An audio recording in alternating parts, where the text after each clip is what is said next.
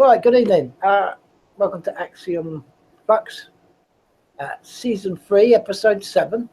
And tonight's talk is anti-social networking.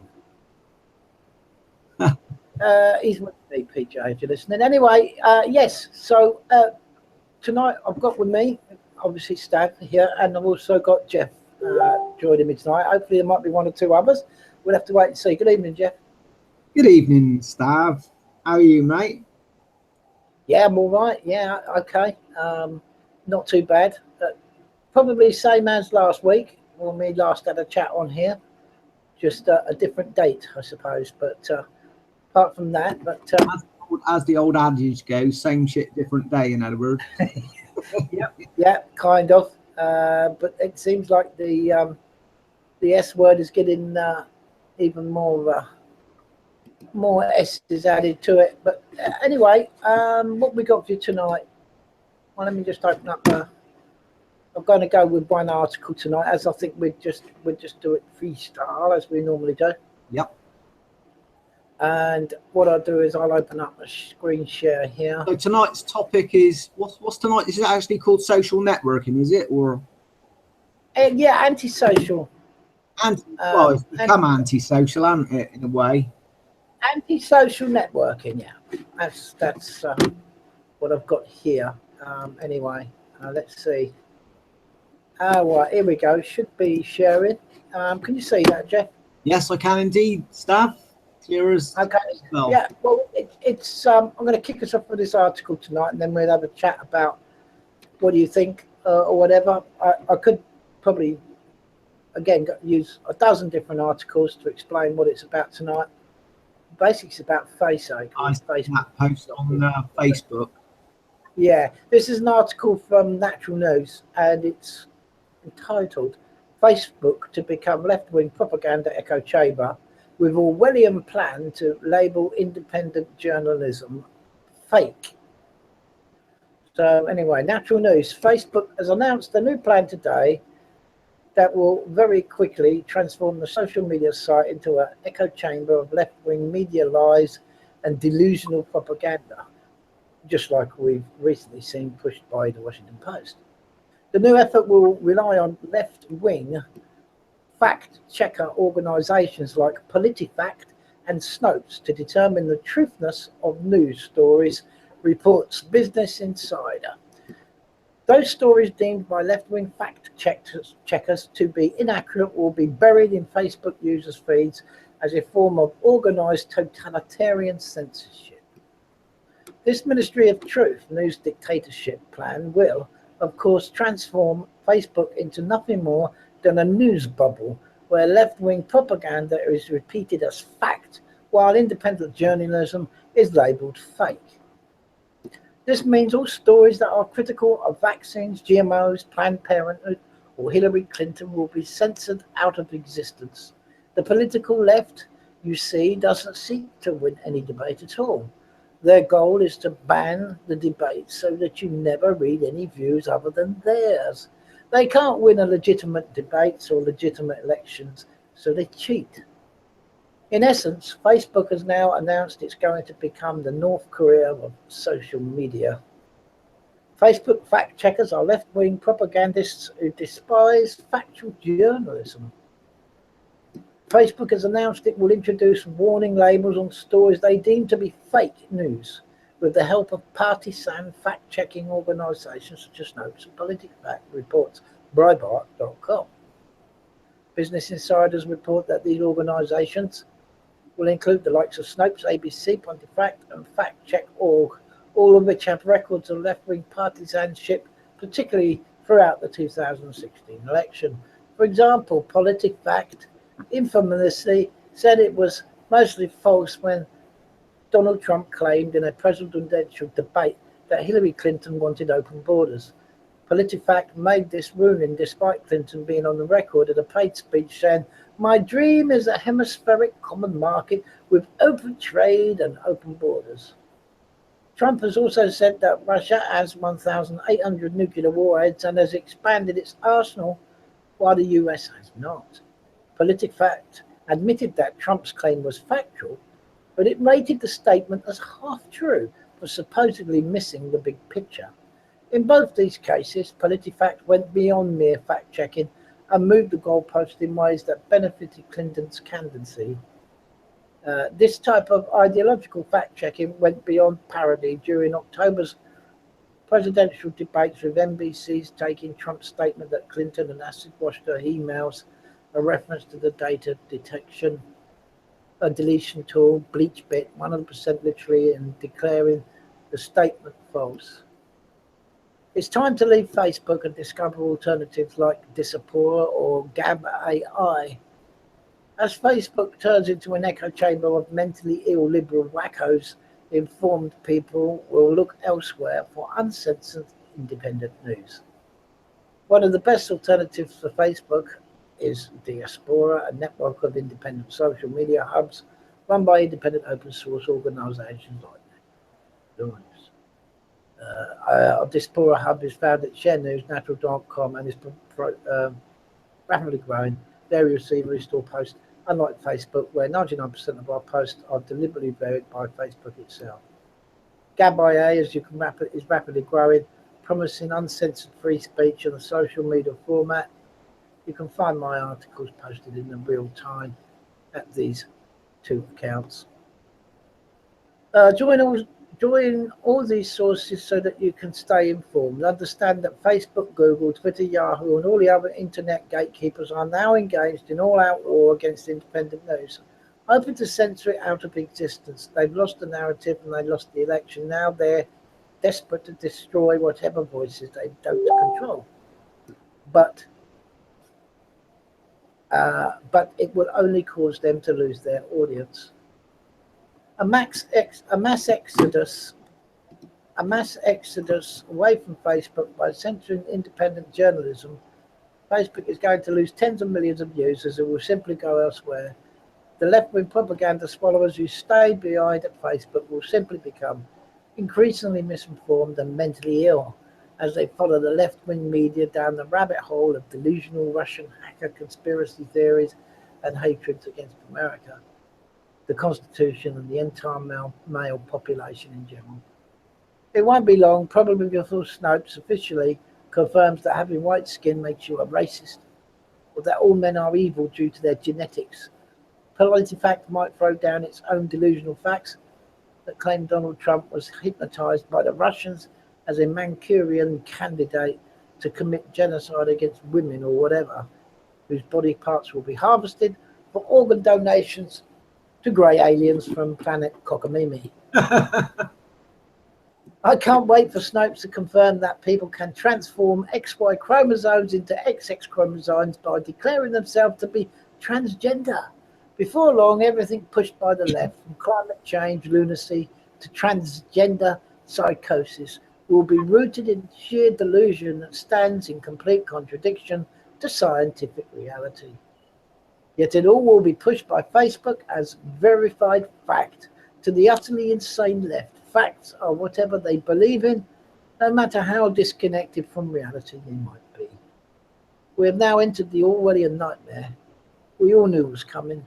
The good news is that you can simply change the channel and escape the nightmare by avoiding Facebook altogether. It's time to dump Facebook for good. There he goes on, there's some social media. Obviously, he's getting a little bit, you know. Well, I totally agree with those sentiments, Stav. Not only have we got this fake book attack on fake news, which is really an attack on honest alternative viewpoints, we've also got parity between that and the other thing that's happened recently, Stav, which is our government bringing in rules which make it illegal to criticize Israel and things along those lines, anything that they consider to be anti-Semitic, those famous words which they use to, you can't criticize Israel, you can't talk about, anything to do with Israel or the Jews, or, this seems to be one of the biggest things I've found on Facebook. From making posts that I've had banned, it's all been to do with Israel and the Jews. You can't talk about it at all. As soon as you do, you get a post ban on Facebook. So they're just extending that, if you like, on as far as Facebook's concerned. That's just going to then be extended to everything. So you get constant. Well, I think it's come to the point where what's the point? In fact, what is the point of actually posting anything on Facebook anymore? I mean, I've noticed in different groups people saying, "Did you not get my post?" No, where is it? Where I posted it up? Yes, there's 4 articles missing. There's this article missing. There's this picture missing. There's that missing. It's obvious that there's censoring. So Facebook it's pretty obvious. Actively become controlled mainstream media, another outlet for controlled mainstream media in basic terms. That's the way I see it. Well, exactly. So, I mean, I finished tonight. Is my last night on there. That's it. I'm done and dusted. I put my last post up earlier on today, and I think a few people got it, but a lot of my family members actually don't get a lot of my posts anymore. So they probably feel or whatever. It doesn't really matter. And a lot of the friends, I'm pretty sure, don't. Some people who used to comment quite regular don't comment at all now. Now, that could be one or two things. It could be because they don't use Facebook anymore, or perhaps they don't find the information I put up as worthy of a comment. Doesn't matter to me. But I'm not looking for comments. I'm not looking for feedback. I put them up, but knowing now that they've passed legal tools or acts and statutory acts and whatever to actually put a curb on the sort of posts that I look at as part of your free will and freedom of speech. Well, they're telling you now, well, we ain't going to put them up. So, and we've got the law on our side.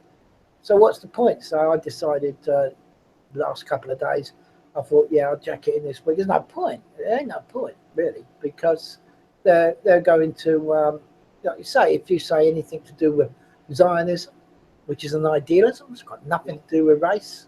Oh, the other thing they said, I think, is you're not supposed to compare Nazism to Judaism and stuff like that.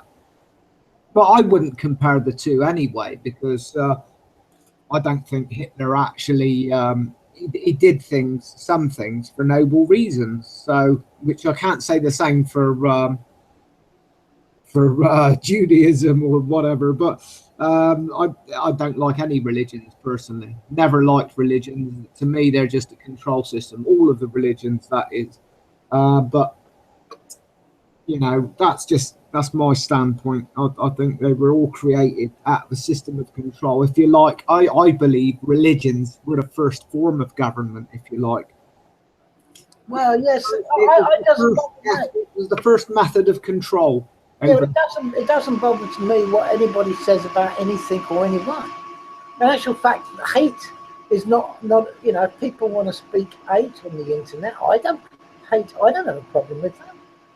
Right. I don't have a problem with any words on the internet, because if you're going to start drawing lines under hate speech, racism, xenophobia, and all of this stuff, then you have not got freedom of speech. You've got freedom of will. You've got no free will. You've got nothing. So I don't have a problem with anybody saying anything. In actual fact, even if they put on my wall, which they have done several times, xenophobic, racist, bigot, you're disgusting. Yeah, you can't put those posts up. Hey, that's great. That's feedback. But I don't have a problem with that. Well, this is where all the problems have stemmed from, isn't it, Stav? I mean, you know, they say, oh, if you take offence to some, nobody should offend anybody. Everybody's frightened of being offended. They all got to have their little safe space. And the problem with that, of course, is if you start legislating, passing laws or whatever you want to call it, well, acts aren't exactly laws anyway, they're just rules. But if you start legislating for that and putting everybody in their little nanny state safe space, that's where the problems start. You know, because then it completely stamps on freedom of speech, freedom of expression, freedom to assemble in public, to protest, and all the rest of it. This is where it's all stemmed from, isn't it? Oh yeah, definitely. Well, let's be honest. Look, if you don't stand up for your rights, the old saying was, you don't deserve it. Exactly. And if you haven't got any rights, if you've got no free will, no rights to do anything, then what's the point of having a life? Let's debate the term rights. What exactly are rights? Well, unalienable rights or inalienable rights, you know, you got, if you believe in a God or a universe, or just the fact that you were, you know, you were here, you were born, or you arrived, whichever way, whether you got religious belief or thoughts of, you know, of whatever it is, whatever you think, why you're here, what you're doing here. If you haven't got no self-will, if you can't be in charge of yourself, then there is no point in being on the ride, is there? So I would sort of define rights as then the ability to do whatever you like as long as it doesn't infringe on anybody else, in as much as you can all coexist together peacefully and say what you like. Because I don't think speech is a problem. Speech isn't a problem unless you take offence to it. Then it becomes the problem, because the one that takes offence, if we've got to be protected, then that takes away the other rights of the freedom of speech. This is the thing. So, you know. Well, I find it most hypocritical. Everything in life is hypocritical. Even if you start to speak to these people who have this esoteric belief of spiritualism and that, and if you don't believe in something or you disagree with them, their old hackles come up, and the ego, which they say they've not got, comes blurting out. Yeah, yeah. It's all hypocritical. It's all ego, isn't it? People don't like their core beliefs challenged, for example. Somebody, you know, you challenge somebody's core beliefs, they get aggressive and blah, blah. And Yeah, you start shouting, I haven't got an ego. that's right, yeah. But yeah, I think this is what society needs to do now, is to say, look, we need to, when somebody says something, even if it does rattle your cage a little bit, hold your breath, count to 10, and think about what they're saying. And think, yeah, they got a difference of opinion. Analyze what they're saying critically, and you know, sit on the fence if necessary, or just say, well, at the moment I agree to disagree. That's all you have to do, really, is to say, I agree to disagree at the moment, but who knows, I might change my mind at a later date. That's the thing. That's part of the thing as well, Stav, is people have got to be prepared to change their mind, because it's an evolution. What we learn, how we're learning, how we're progressing in society with our mindsets and our, you know, our critical analysis of things do change. People's mindsets change, and that's a good thing. You know, we've got to ditch old worn out core belief systems that don't fit the modern age, and you know, and the way things really are. So Well, I think part of it. if people just give up on this idea that you've got to have a boss, you must have somebody to tell you what to do. Now, if you've got no rights and and you've got no free will, and you don't want to stand up for yourself, and you don't want to defend yourself, you don't want to speak for yourself, then that's what you'll end up with.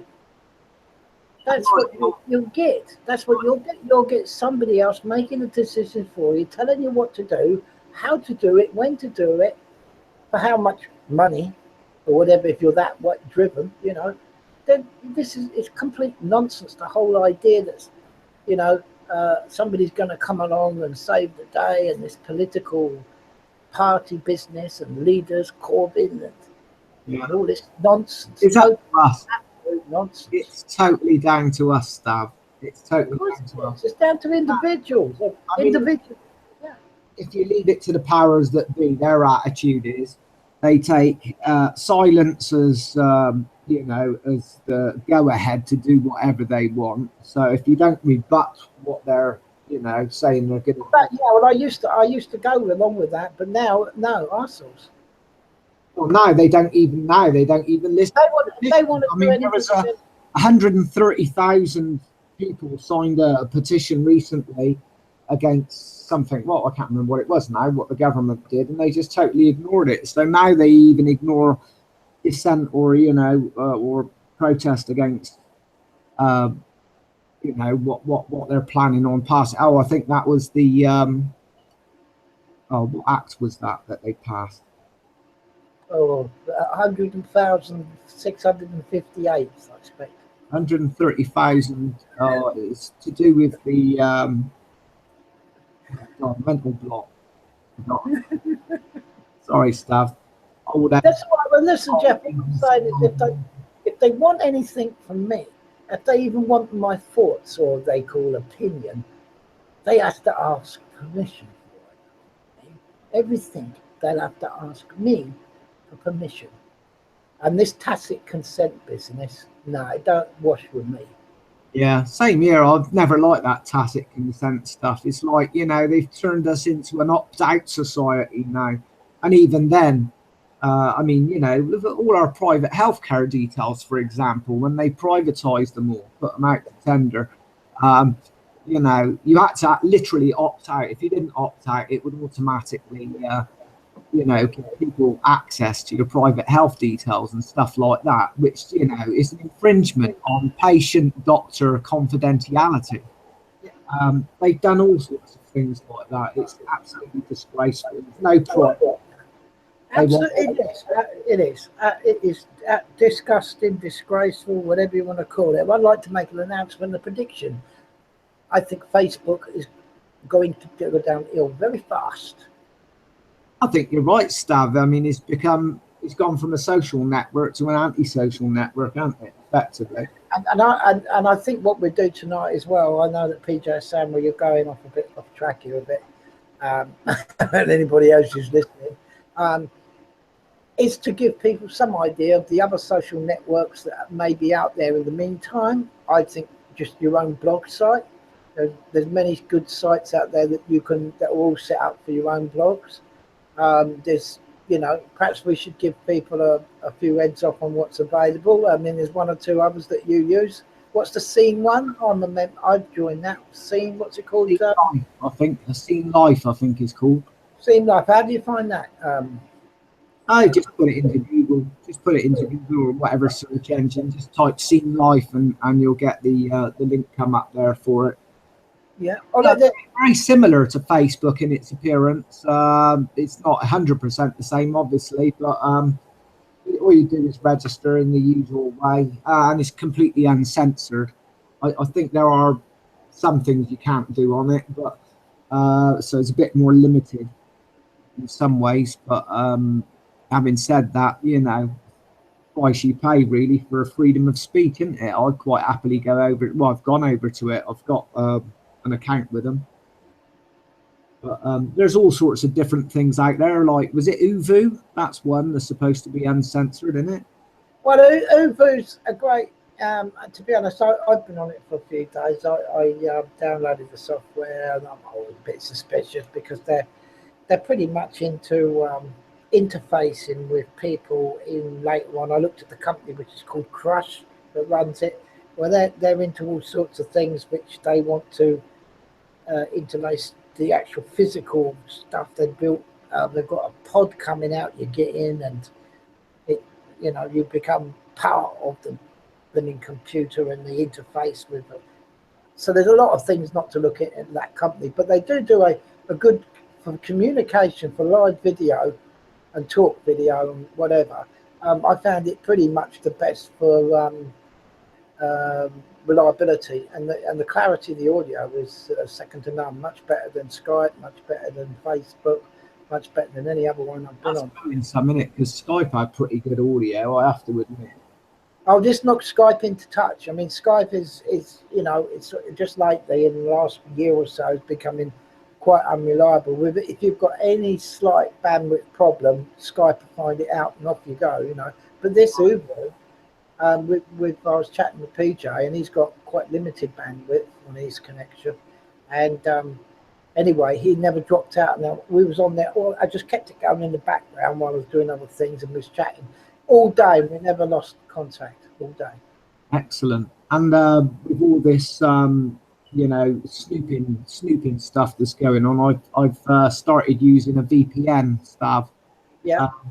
I think the one that I got was a browser-based one. All you do is install an extension on your browser, and you can use it on Chrome or Firefox. You just install it on your browser and click the thing, and it says at the top, got a little icon. You just click the little icon till it says, you put the pointer over it and it says active. As soon as it says active, you can browse the internet free without your privacy being intruded by the state. I can't remember what, oh, it's called Browsec, I think. Browsec, BROWSEC, Browsec. Right. Okay. Well, the VPN's a good thing to get wherever you go, isn't it? Where if you go to another. So there's ways to do it. You can use other ones that aren't browser based, but that's the one I like. Seems to work well. It does stamp on your download bandwidth a little bit, but you know, there you go. That's the price you pay for freedom, I guess. But, that's the freedom from then checking your history. Is that what you're saying? Because it doesn't stop the actual hacking, does it? No, it doesn't stop hackers.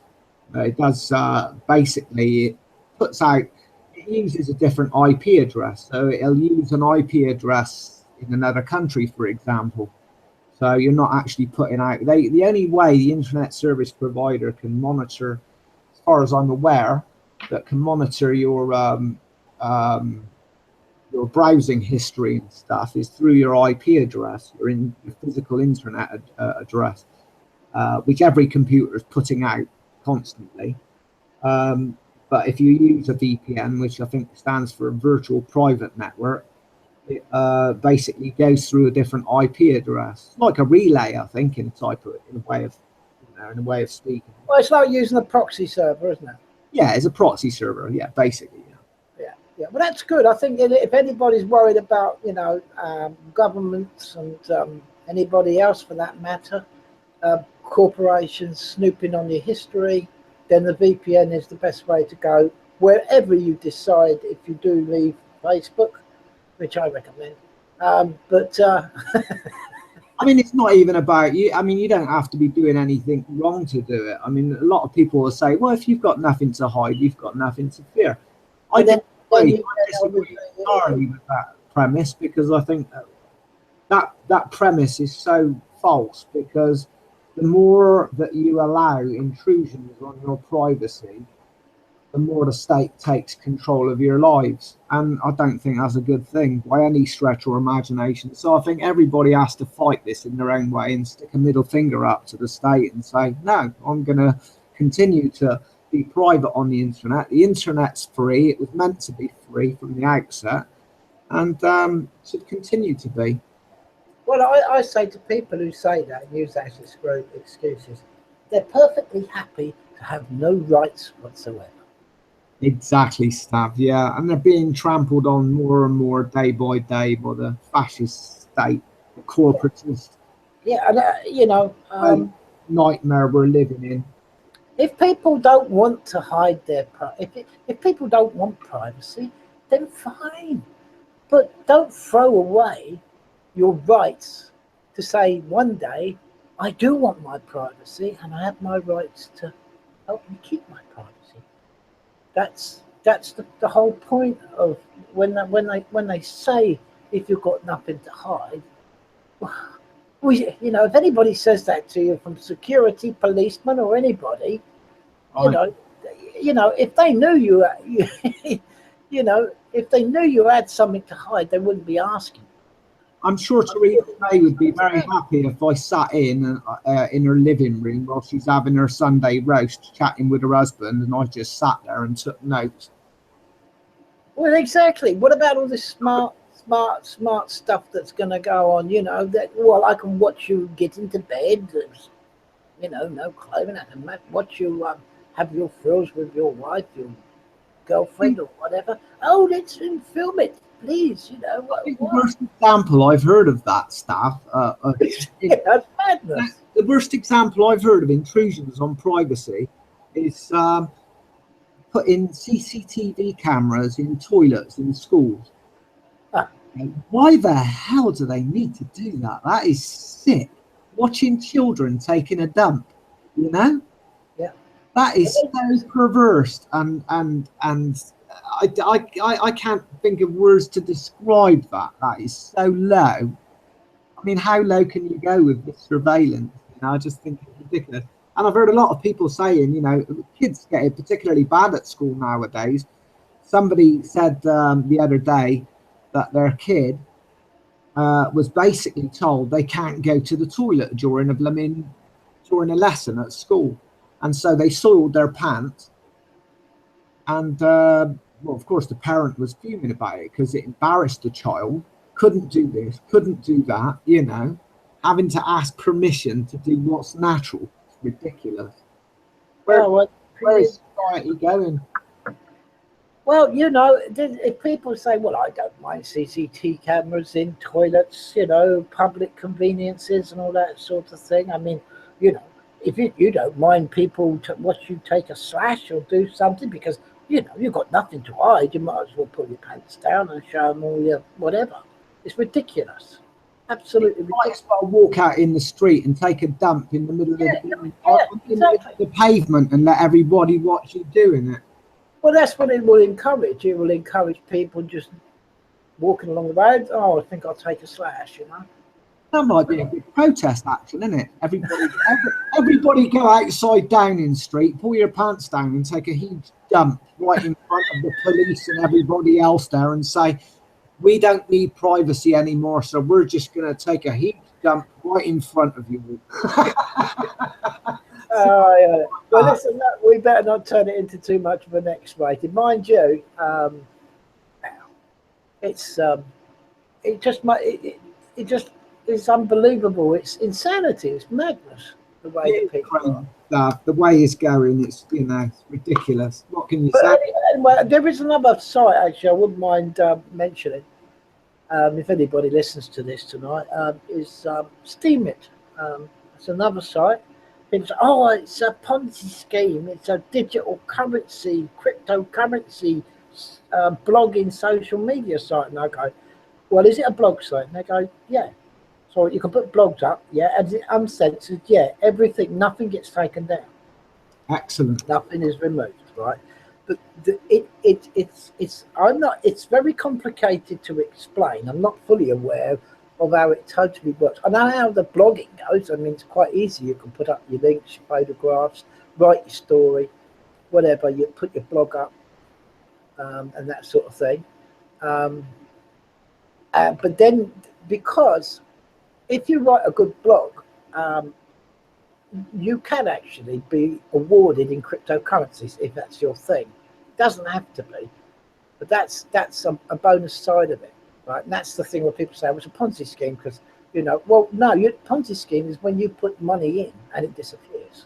When you put finance in, whether it be gold, silver, money, whatever it is, you put it in and then it disappears and you get robbed, basically. Is a Ponzi scheme. Ponzi scheme is very similar to a pyramid scheme, isn't it? With a pyramid scheme, a few people at the start that get in on the ground level can actually make a lot of money out of things. But then what happens is the end user, after several goes doing this, the eventual outcome is the end user gets stuffed and makes a big loss. You know, that's how a pyramid scheme works.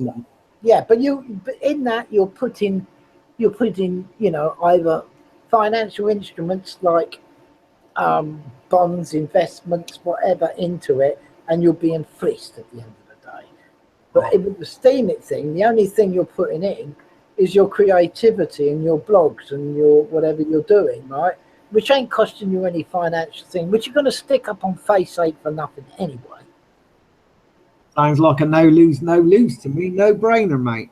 Yeah, and if you write a good blog and people like it, then they vote on it, and then you can look, and all of a sudden you'll find that there's a wallet and account on there that you open up when you open. It's not an account as in credit card number, nothing financial to do with it, nothing banking or anything. In actual fact, it's not fiat currency. It's not tied directly to fiat currency, although because it's in 3 levels, there's Steam Power and Steam Dollars. Steam Dollars is tied to the American dollar, but you don't have to use it like that. You can trade those in for bitcoins or something. That's it. Yeah, you can trade it over to whatever you want. If you wanted to put it over into bitcoins, if that's, you know, you think bitcoins is the top one, which it is, then you can do that. I mean, I don't know much about that side of Steam, but the fact is that it's a blog site. There's a lot of people on it now. There's quite a few 100,000 or something. I don't know. It's growing every day, and you know, you're using it as a blog to put your stuff out there. Other people are watching your blogs. The more hits you get, the more it gets put around. If you write a pretty poor blog, or if you're just repeating something off mainstream, yeah, you still get a lot of people that will vote it up. But at the end of the day, if you do your own personal touch, your own journalism, your own blog, and you write it your own little way, that's creativity.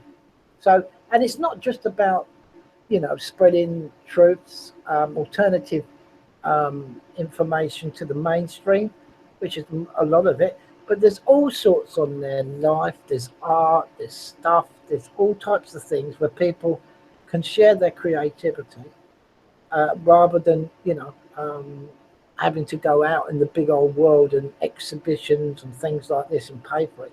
You can share it with the world like you can on Facebook, but you can actually get rewarded in a non-fiat digital cryptocurrency. I think that's got to be a good thing, mate, getting away from the current financial system. Yeah, and it's not going to be liked by the powers that be, and the central bankers can't take it over. Yeah. Excellent. And it's uncensored as well, which is I'm not the best. If you go and just check out on YouTube, check. There's quite a few of the guys, the anarchist guys like Jeff Berwick and people like that have really gone big on it, and they want nothing to do. They're nothing to do with the making of the site. They just came in and went, well, let's give it a go, and made silly amounts of crypto. Jeff Berwick, is that the guy that does Anarchapulco? Yes, yeah. I know who you're talking about. Yeah. And there's some Larkin Rose. Oh yeah, Larkin Rose. Yeah, he's very anarchist orientated. Yeah, I think most of the anarchists are there's one or two people that go, oh well, it's a Ponzi scheme. I'm not going to get interested. Well, it's not a Ponzi scheme as in putting finance in. It don't cost you nothing. You're going to use it as a blog site. Don't look on it as earning cryptocurrency.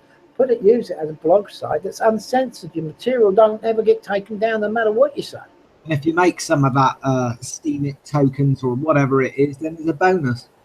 Absolutely. Yeah, absolutely. Yeah. And I think it's got more going for it than what people realise. But I'm not, I've only just had a few goes on it. I've put up some art bits and pieces I like to draw. It's not costing you any money, so why not have a dabble? It's, they're not good credit card details. They don't want any dosh up front or anything like that. No, why not? Yeah, and there was some great informative stuff on there. Some good articles. Lots about all what's going on just recently with the fake news and Pizzagate. If that's there's loads of stuff like that. Just the same as there is on Facebook or anywhere else. So there are alternatives out there. Just that people have got to pull their way away from the titty dummy of Zuckerberg and co. It's over. It's had a good run. It's finished. It's been taken over by the liberal left. And I'll leave them to it. They can all agree on the same thing over and over and over again until they're all nice and chummy. I'll leave them there.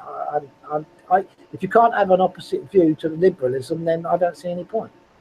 No, actually, when I think about Facebook, or fascist book as I have come to call it, there used to be one of the first social networking sites was called Face Party.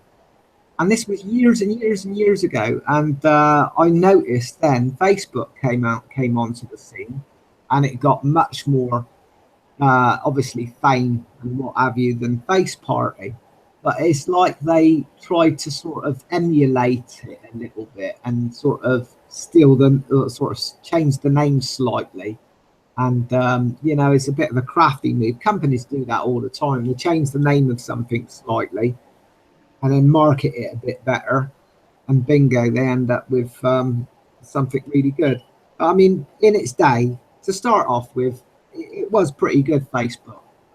Then they started bringing in the censorships and, you know, post bans.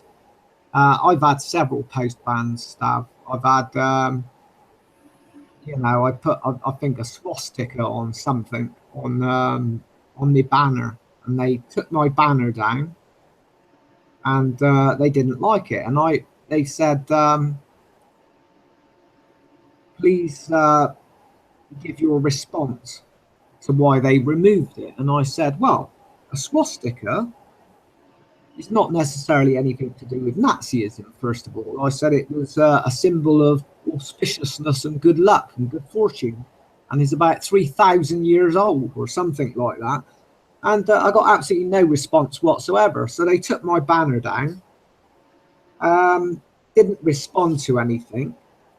And I thought, that's very strange. I wondered why. This is before I learnt about all the Holocaust stuff. Of course, you can't talk about that because this seems to be the biggest thing that they're censoring now. It's stuff to do with the Holocaust, to do with the Talmud and stuff, anything to do with the Jews.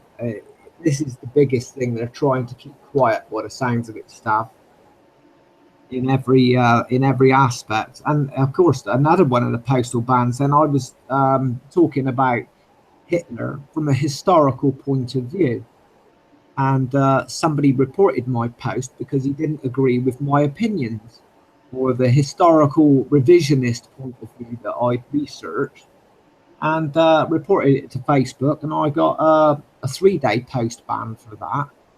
And then I had another 3-day post ban, I think. And somebody said to me, if you get another ban, that's it. You're going to be off for a month.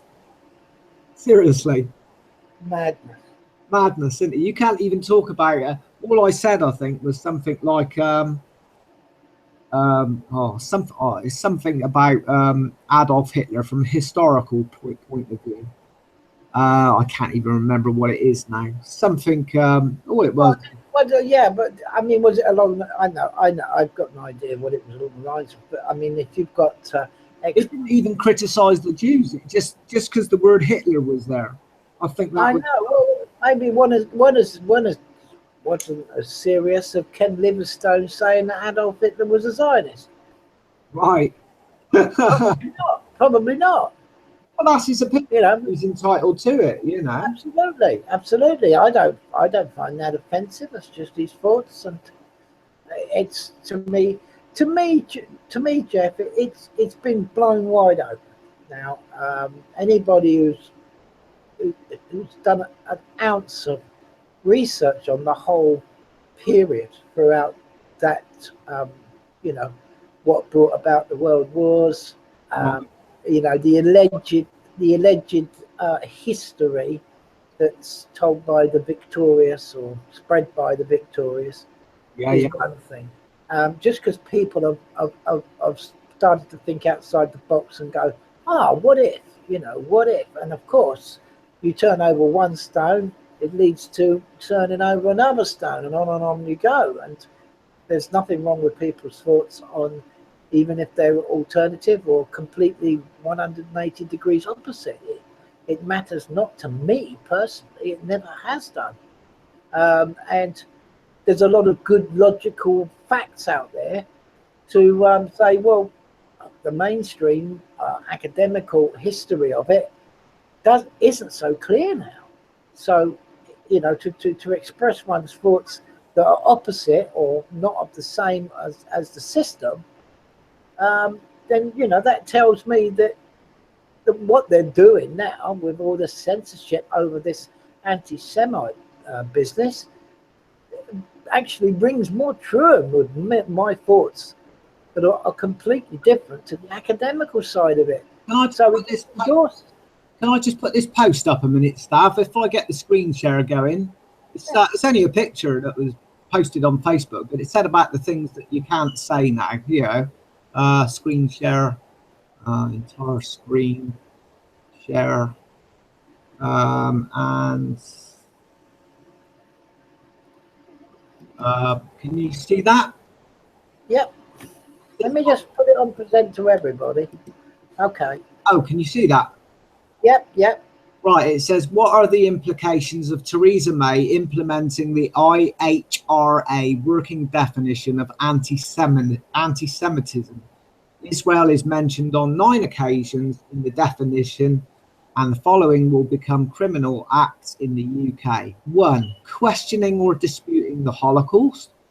2. Accusing Jewish people of being more loyal to Israel than they are to the UK. 3. Claiming the existence of the State of Israel is a racist endeavour. 4. Comparing Israel policy to that of the Nazis. And 5. Alleging that Jews, Zionists control the media, economy, government or other institutions. Well, that brings up questions, doesn't it? Well, if people haven't got freedom of speech and freedom and self-will, and freedom of, having their own thoughts, there's no point in having governments. If you can't question government, if you cannot question government, because that's what that's what freedom and their so-called democracy is about, is the right to petition, which is in the Constitution. You have to be able to question government.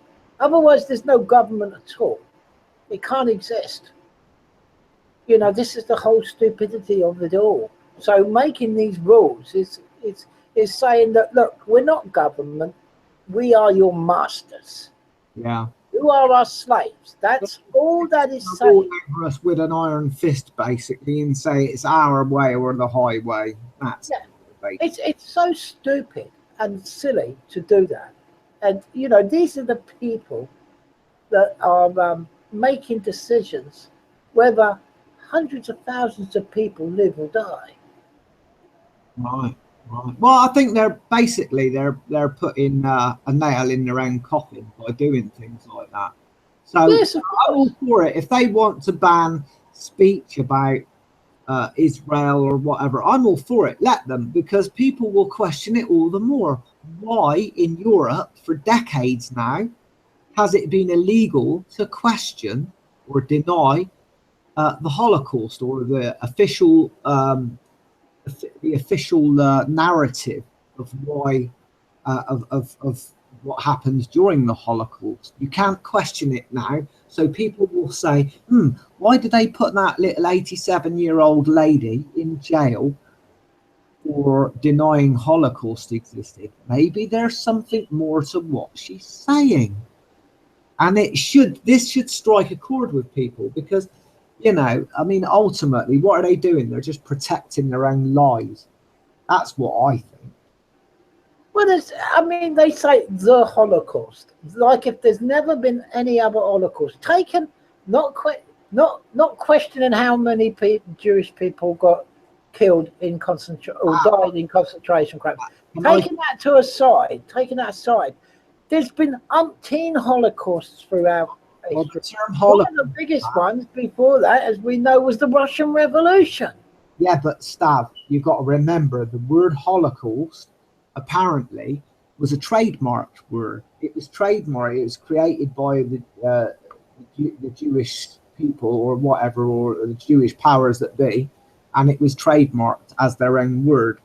So they only use that specific word for their purposes. So if you use it, let's call it in their intellectual property. All right, let's call it genocide then. Yeah, okay. But Holocaust, actually the word Holocaust, apparently it means burnt offering. Oh, right. Okay. So when they use that to say that Hitler gassed the Jews, it's ridiculous, because gassing doesn't involve burning, does it? No, of course not. Of course not. I suppose what they're saying is that he disposed of the bodies in the crematoriums, or what, allegedly. Well, most of my relatives have gone the same way. Right. Because a lot of them have been cremated after their death. You could say that they've sort of had a Holocaust. Yeah. if they're using the word, if that's where the word comes from, I'm ignorant to the word. I don't, you know, I'm just a normal, indoctrinated young man, and Holocaust meant that event, which it doesn't. Which, you know, so genocide is fine. There's been umpteen genocides, mass murders of nations throughout history.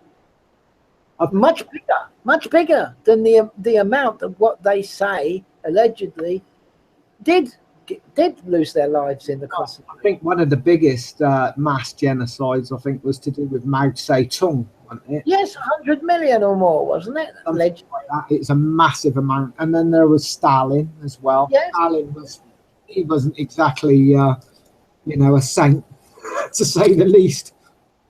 No, well, you know, he's a man who said that, you know, socialism is communism. That's Stalin. You go and read it.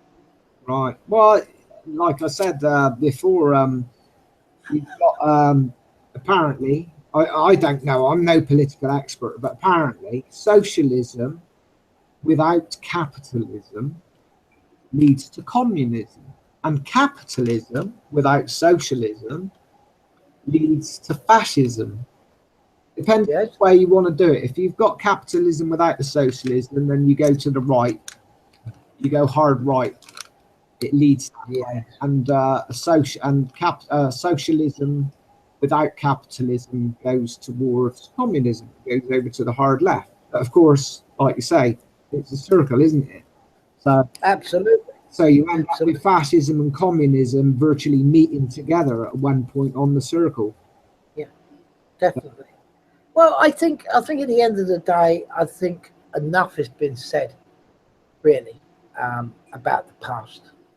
I'm already looking forward to moving on in a way, trying to find the positivity. Well, you mean about our past political history, if you like? Oh, the whole lot. I think me personally, I've done enough research to convince me that the academical truth is obviously always spread by the victorious, the winners of the conflicts and the wars. It's pretty accurate. That I think that's good enough. That's good enough. The victors of history write the victors of war write the history.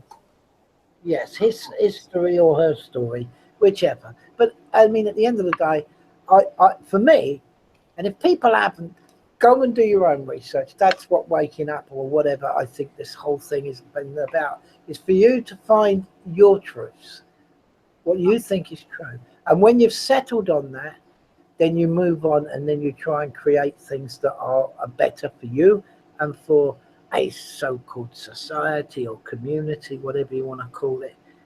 And that's the way to look forward to now, because there is an opportunity now, and I've said this before, at this time, we can go one or two ways.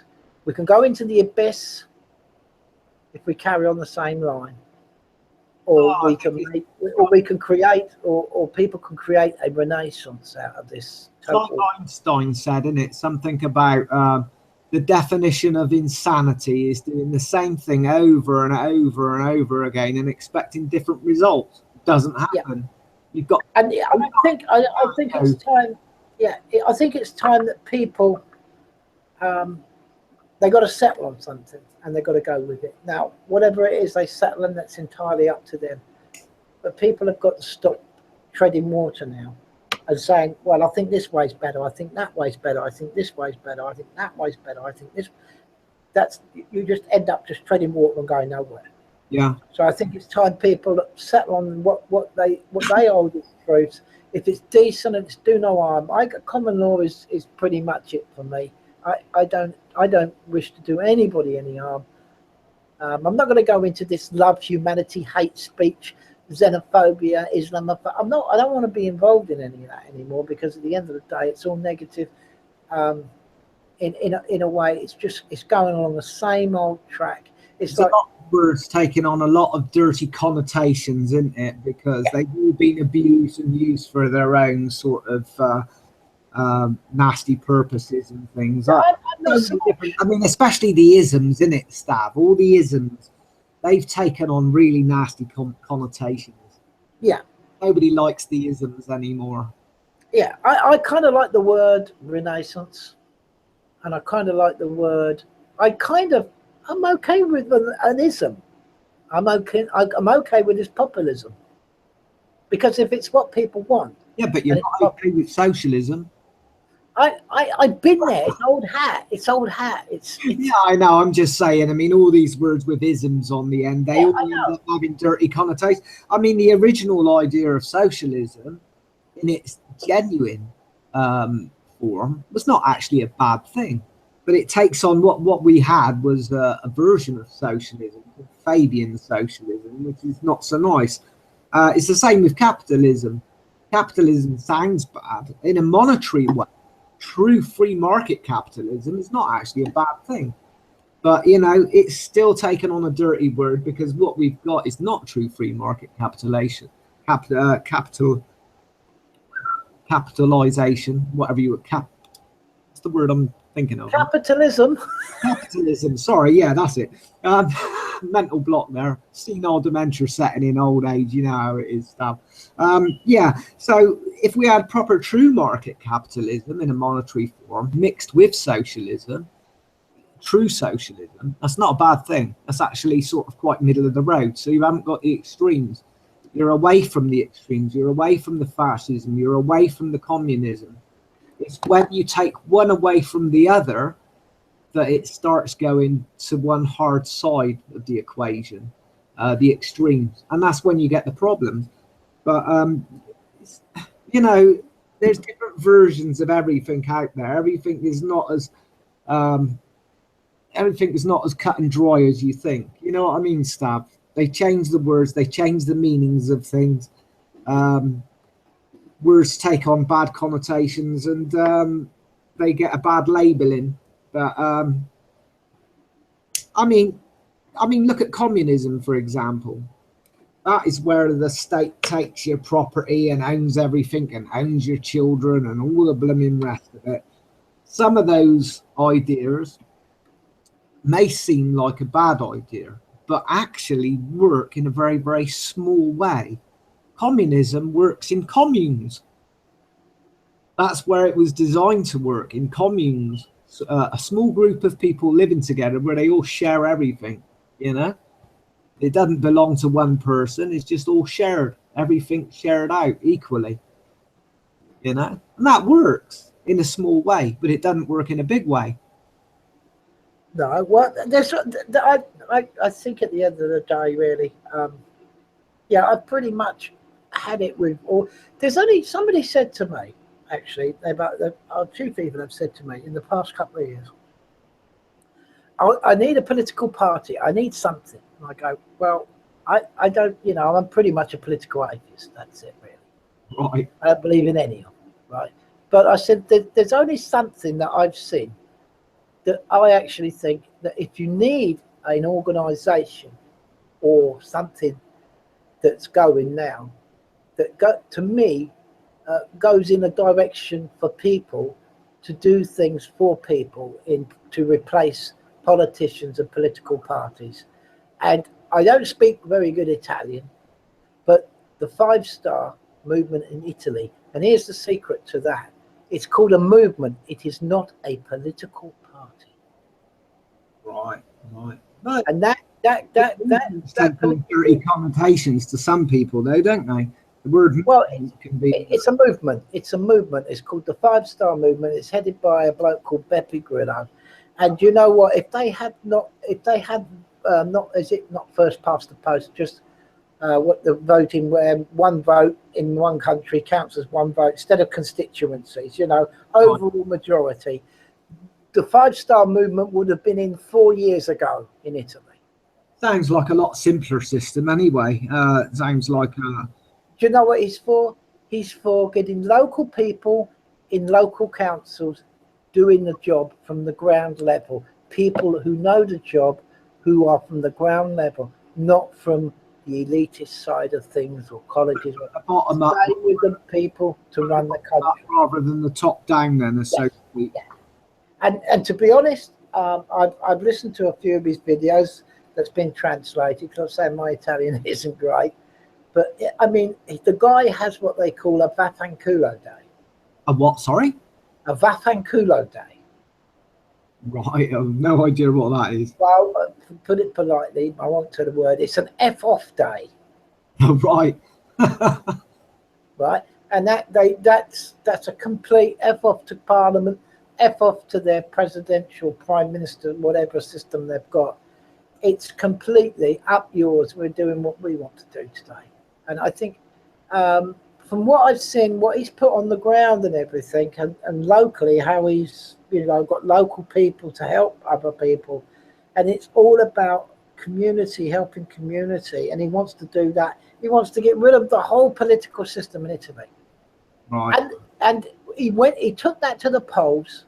His profession as a stand-up comedian, but he took that to the polls with the leader of that movement died last year, but he's taken over the leadership now. But anyway, him and his mate, they took it to the polls, and if it was vote for vote, man for man in Italy, they would have won the election. But of course, it's all frigged up and fixed up like ours are with constituencies. What system have we got? Electoral is first past the post, isn't it? Yeah, but it's done on constituencies. You could have seats in it, and yeah, you could have 200 people in a little sleepy Cornwall village overruling 50,000 people in Manchester. Yeah, because it's all done by seats, isn't it? Yeah, exactly. So it's open to corruption. It's open to manipulation. Yeah, I don't think it's They move the boundaries. They move the boundaries every now and then. They're all about moving the boundaries again, so that they can get a bigger share of the vote. Yeah. So it's a bit like the college vote in America with their presidential elections. But I mean, these things need to be just, So coming from a bit of a political atheist, that's the only thing I can see that's got any mileage in it.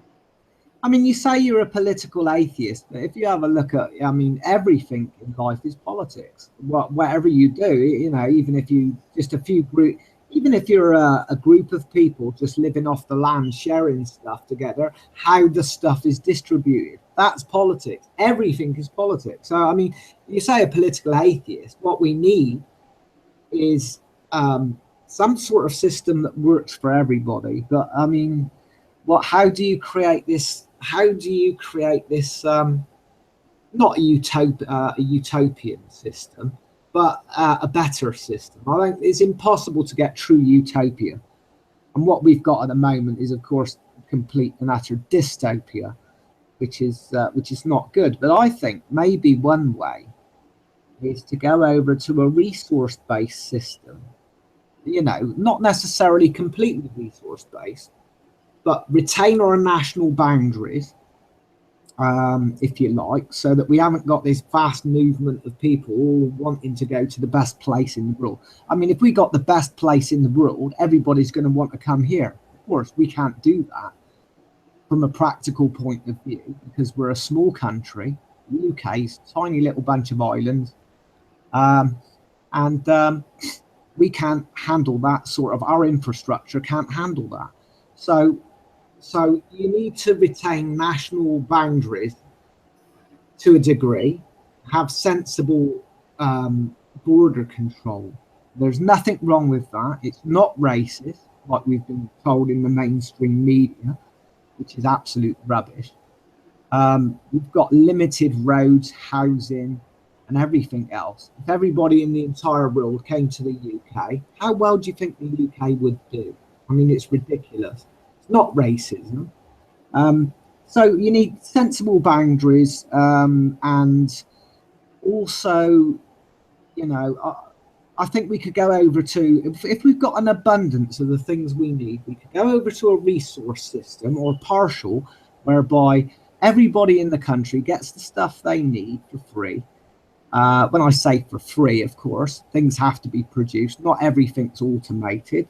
So we could probably do it with every able-bodied person doing like no more than about 10 hours a week work. And the only thing we would probably need to convert resources into money for is for exporting and importing. Now, that's one way to do it, a partial transition over to a resource-based society. Now, I think that would be a good way to do it for a start. I think that would be a step in the right direction. What do you think, Stan? Well, yeah. First of all, you've got to belong. Well, I think the good thing about it, Stav, would be that, you know, I mean, how we've got it at the moment, a banker that produces virtually nothing tangible at all, gets paid massive amounts of money in a bonus on one hand, and then you've got people that produce decent tangible products or provide useful services like nurses and bin men that dispose of your rubbish and all the rest of it, and they get absolutely shafted with a measly pay packet that barely covers their basic needs. So, I mean, with this system, it would be based on the amount of hours. So everything would be free, but everybody would put in their little contribution of 10 hours a week or something like that to produce the abundance that we need. And if we've got any surpluses left over and we need to trade them with other countries for the stuff that we haven't got, say if we haven't produced quite enough food for ourselves or whatever, then we can convert that into money, trade with our neighboring countries, and to get the rest of the resources we need. I don't think that's an unfair system. I think it's a very good system. I think everybody would.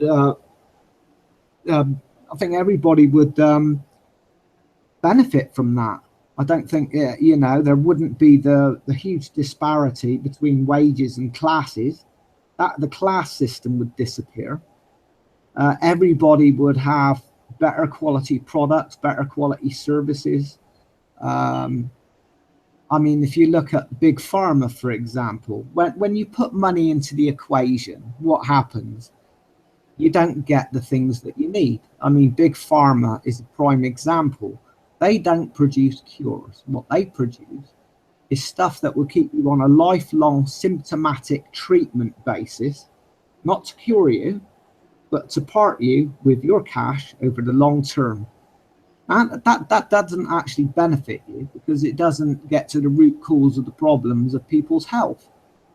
Everything to do with money is the same. You produce products so that when the guarantee expires, your product collapses or breaks down and you have to go out and buy another.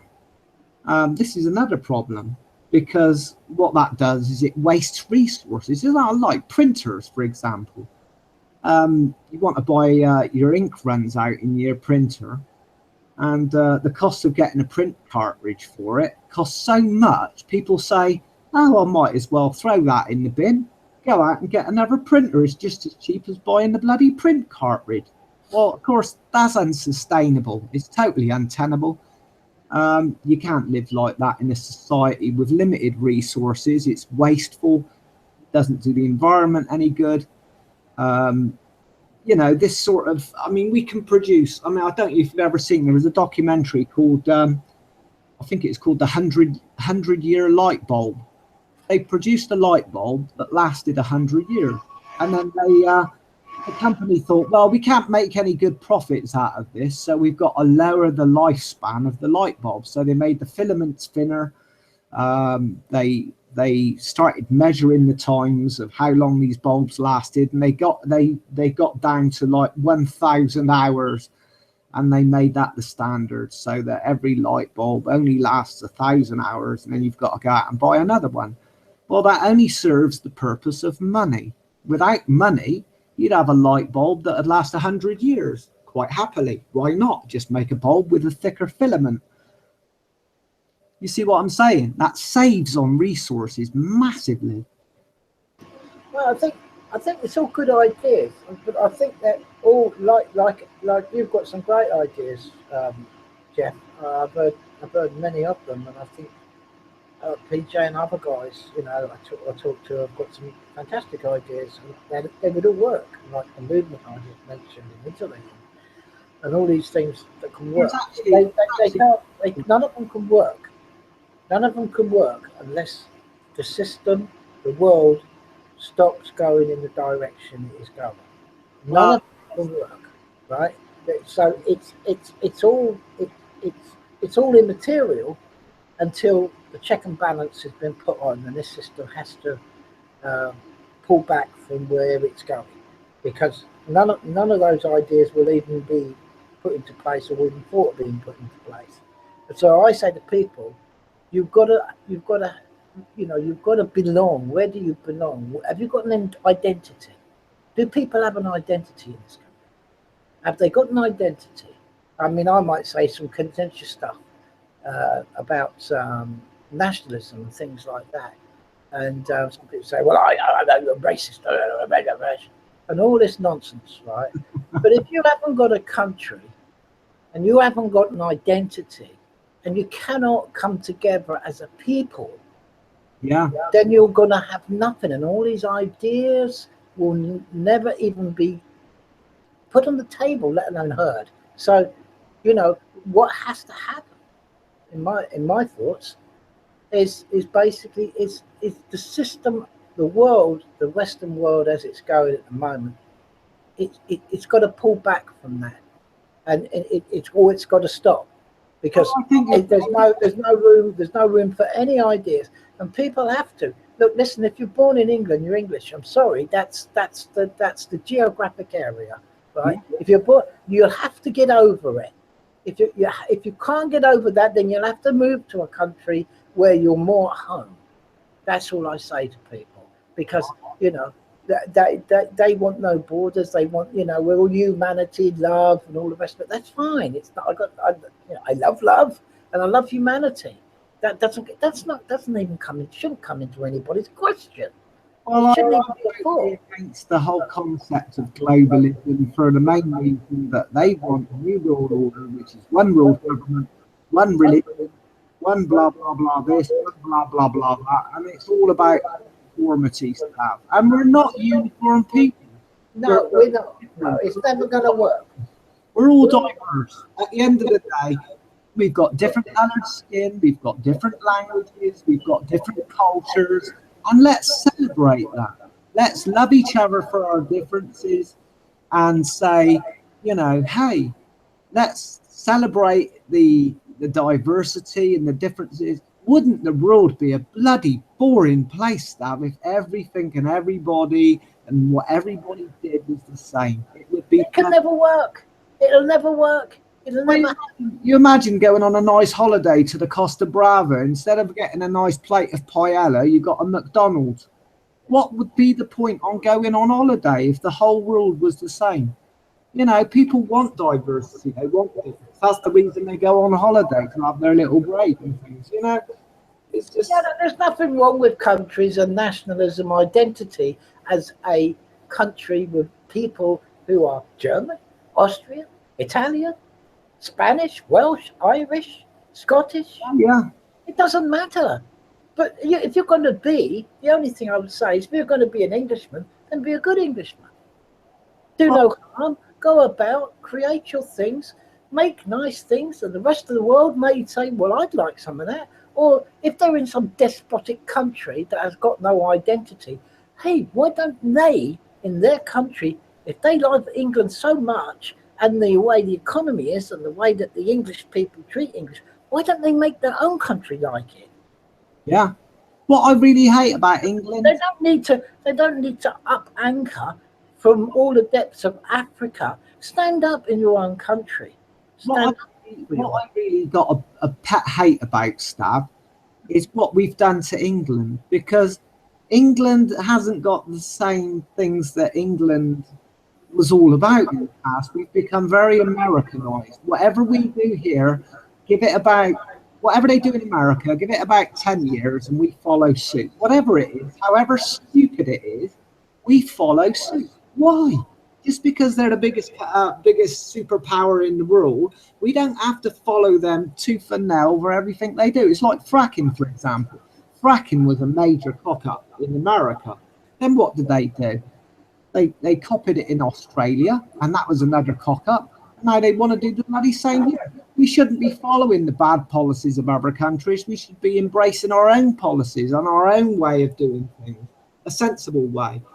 I mean, we've all seen the downsides of GMOs and that. And I wouldn't be surprised if they bring GMOs over here. I happen to think that's what's going to happen in the not too distant future. We're going to have GMOs in this country. I don't want them here, to be honest. Well, you don't have to. You don't have to have them here.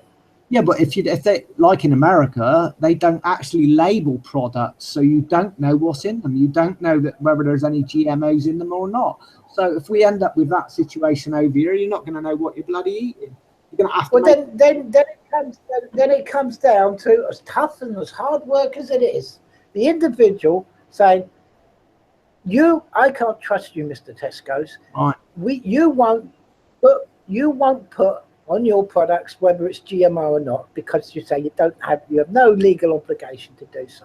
So therefore, if you're not going to actually say there's no GMOs in it, I can't trust one product in your shop. So bye-bye. Well, I'm never going in your shop again, right? And then you have to. This is the hard work that people are going, well, it's too much. You'd have to source your food somewhere else, some way else, that you're sure it doesn't have GMOs. Now, how you get around that and how you come about that is going to be entirely up to the individual to do it. That wouldn't be my responsibility to say to people, or anybody else to say to people, this is how you do it. You have to work it out yourself. That's individualism. That's being responsible for yourself. Absolutely. We've got to find alternative ways of doing things that suit what we want. Look, Mr. Tesco, no offense, I'm not buying. I'll just walk away. Right. And that's what people are going to do to Facebook, hopefully, and watch Facebook crumble away into nothing. Alternatives. That's what we need. Good alternatives. And but it comes with individual responsibility. Morals and decency is a big part of that. If you haven't got morals and decency, well, seek out decent news media sources, not mainstream. Seek out different social networking sites. Actively seek them out. Get on Google. Type your whatever into Google and find them. They're all out there. There's loads of stuff. And, just type in what is the best uncensored social networking site. I don't know. Type in whatever, but seek them out. Yes, this is how Renaissance come about. Periods of Renaissance where people they get to the depths of the low of the low. It's like the 16th century when we had these cold periods and millions of people throughout Europe died from starvations because of the crop failures. Maybe coming round again, but that's another story. Right. During that period, what came out of them desperate times?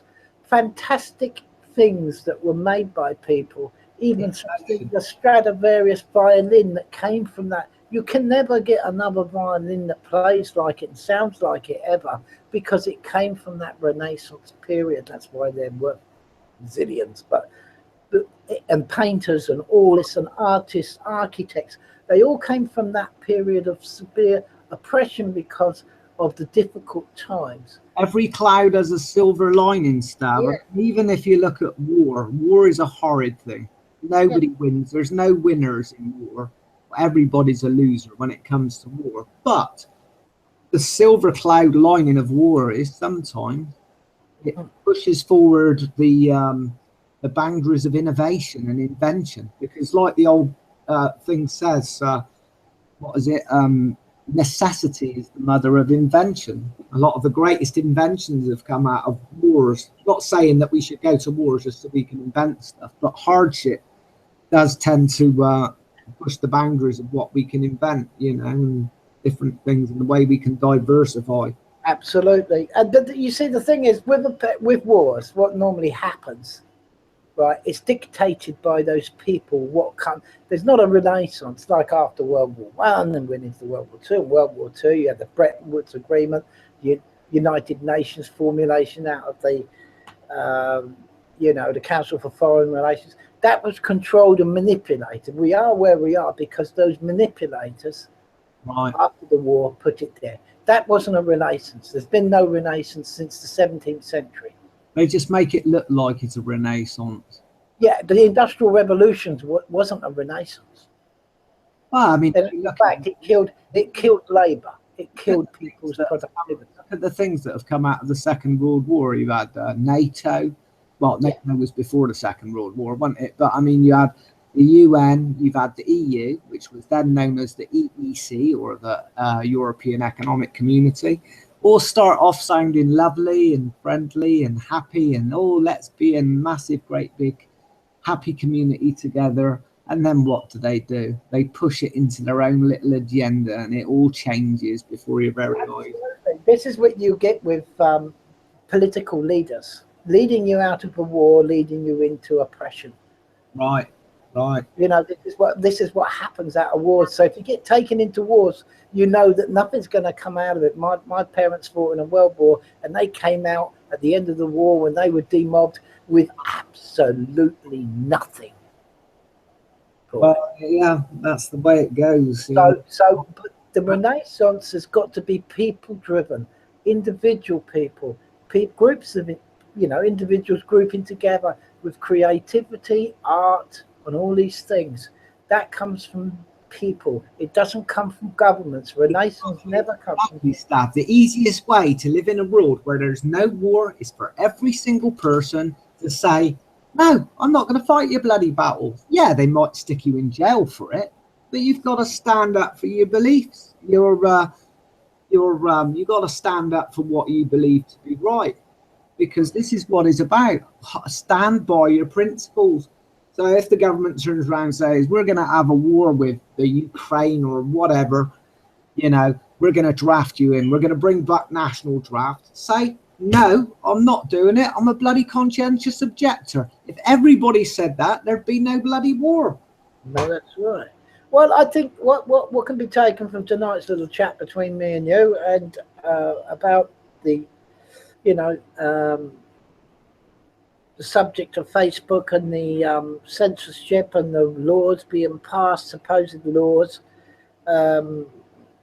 rules on what you can and can't say, when you can say it, what social media you can say it on, etc., etc.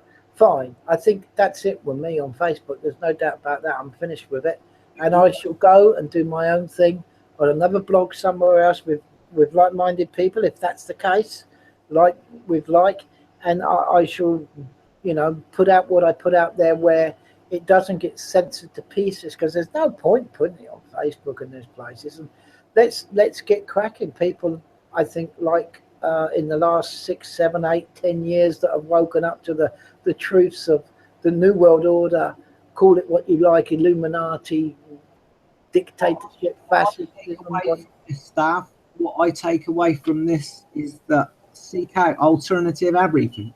Yes, everything. Alternative social networks. Seek out alternative healthcare where you're going to get something that might work, rather than allopathic, usual acidic chemical compounds that you get from the doctor. Seek out alternative everything. This is what we need, is diversity. They don't want you to have diversity. They want you to have uniformity. So they want to scrap all the natural healthcare. They want to scrap all the uncensored social networks. They want to scrap all this and scrap all that. All you've got to do is stand by your principles and seek out that which is different. That's the way I reckon is the way forward. Yeah, I think it's the only threat to the globalization or globalism, New World Order, call it what you like. The biggest threat to them is happening, and it is the only threat. Socialism, leftism will not threaten it at all. Liberalism will not threaten to it. It will actually bring it more on. Only threat to it, I'm afraid it's got to be said, is nationalism. It's the only threat that they're scared of. The more they try to trample on our freedoms, the more people are going to question things anyway. I mean, it doesn't have to be far right wing, far out. Take this for an example, Staff. No, it doesn't have to be that type of nationalism. It means about an identity of people in their own countries. Good ambassador. Nationalism, national. Yeah. Yeah. That's absolutely. But what I would say is, take the Arab Spring, for example. They cannot crush an idea. This idea is out there now, and it's taken off big time. The whole the freedom concept. People want freedom now. They want their individuality. They don't want globalism, centralization of power. Look at the Arab Spring, Stav. They switched off the bloody internet when they thought the people were rising up. The only thing they couldn't stop was the satellite. Anybody using internet on satellite, which is a very, very small percentage, they actually switched off the internet. And what happened? The Arab Spring happened. They just, I'm not saying whether that was contrived or anything like that, but what I'm saying is you can go out in the bloody street and start speaking to people. This is what they did. People started going out in the streets and speaking to people. So you switch off people's, if they try and control things so much that they end up switching things off, you just go back to the old-fashioned way of doing things. It's as simple as that. I think it wouldn't be a bad thing, actually, because what have we got at the moment? We've got a sort of society where everybody's on the internet. They don't connect with real people in the real world. They don't talk to people on the phone. They'd rather send a bloody text message and stuff like that.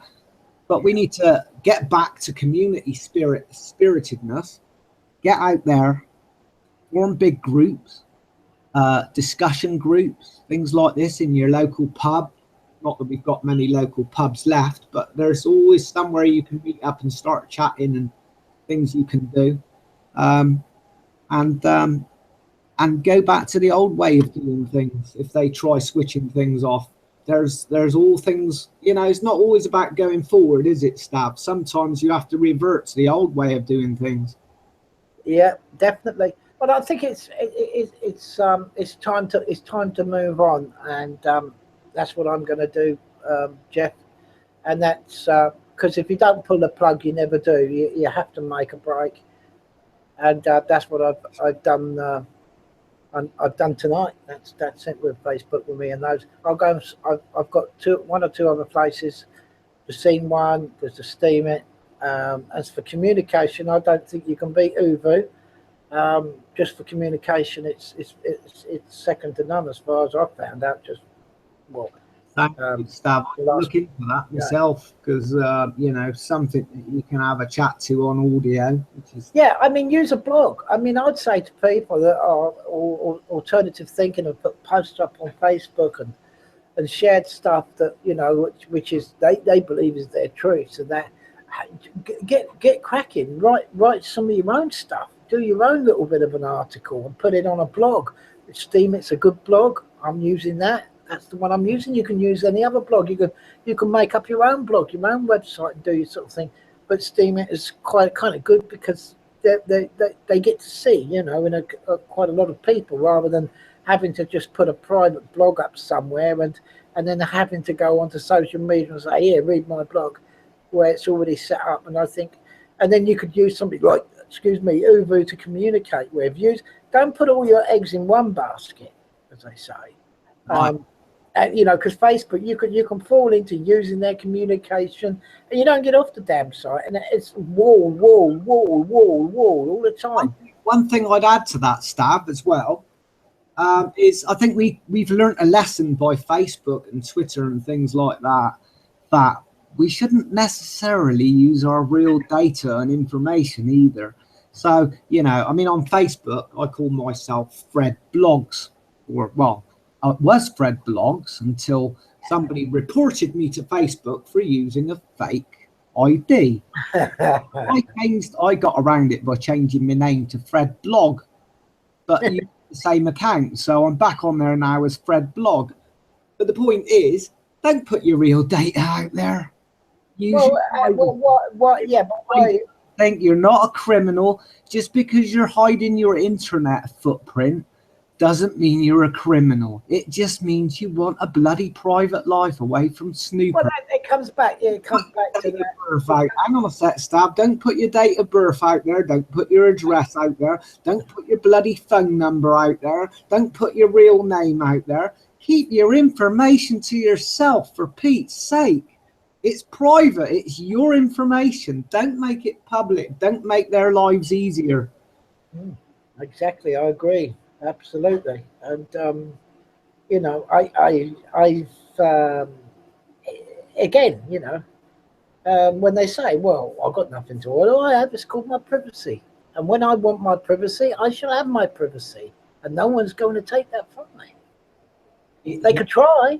It's yours and you're entitled to it, mate. Yeah, but if I want to give up my privacy, then that's up to me. You can't just take it without asking. Exactly.